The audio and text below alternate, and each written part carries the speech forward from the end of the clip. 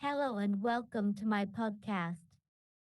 I'm your host, Sreymon, and am excited to share my story with you today.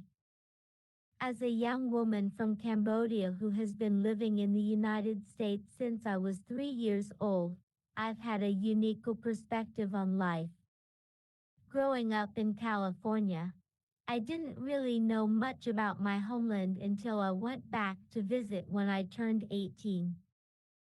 During my trip, I met some elderly folks who knew my grandfather, who was a famous storyteller in Kampot, my hometown.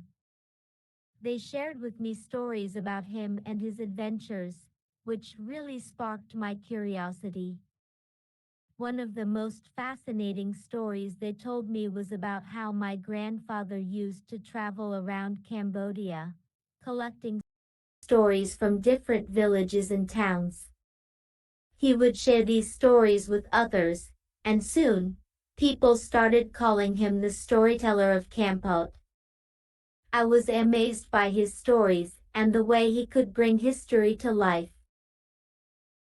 As we sat there listening to their tales, I felt a deep connection to my roots. It made me realize how much our stories shape who we are today. Thank you for joining me on this journey back to Kampot. If you enjoyed this story, stay tuned for more episodes where we'll explore more of my Cambodian heritage and the people who have shaped it. The tale of the storyteller as I sat in the humble home of my elderly relatives, surrounded by the familiar sounds of Cambodian chatter and the faint scent of incense. I listened with rapt attention as they regaled me with stories of my grandfather's adventures. It was as if the walls of their small village home had been transformed into a canvas of vivid colors and textures, each brushstroke painting a picture of a life lived to the fullest. According to my relatives, my grandfather had always been fascinated by the stories that circulated around Kampot, the town where he grew up.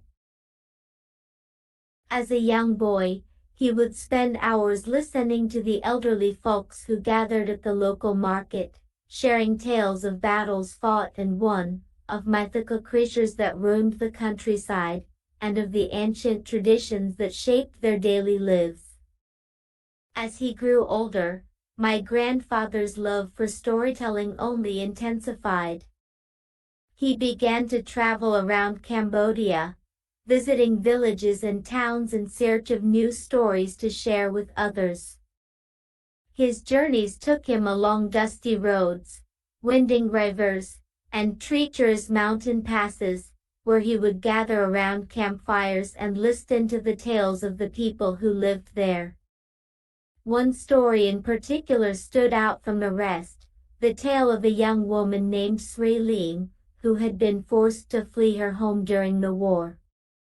My grandfather told me that she had walked for days, carrying nothing but the clothes on her back and the memories of her childhood. Along the way, she encountered all manner of dangers, from bandits to wild animals, but she persevered, driven by a fierce determination to find safety. Years later, my grandfather would sit with his friends in the village square, eyes closed as he recounted Sreymon's story in vivid detail.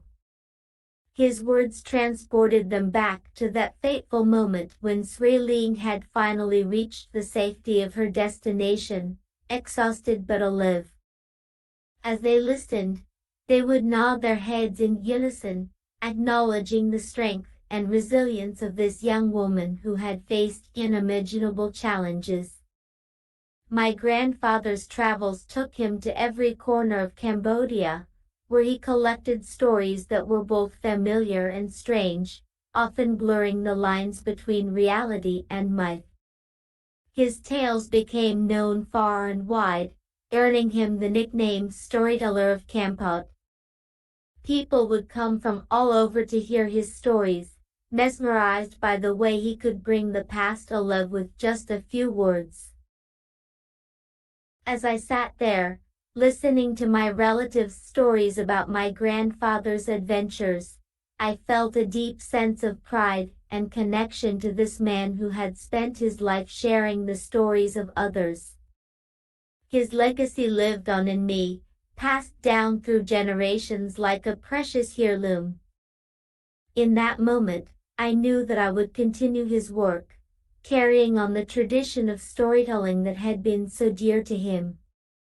And so, as I sat there surrounded by the warmth and wisdom of my relatives, I felt grateful for this gift of storytelling that had been passed down through our family. It was a reminder that our stories are what make us human, that they give us strength and courage in times of need, and that they connect us to one another in ways that transcend time and space.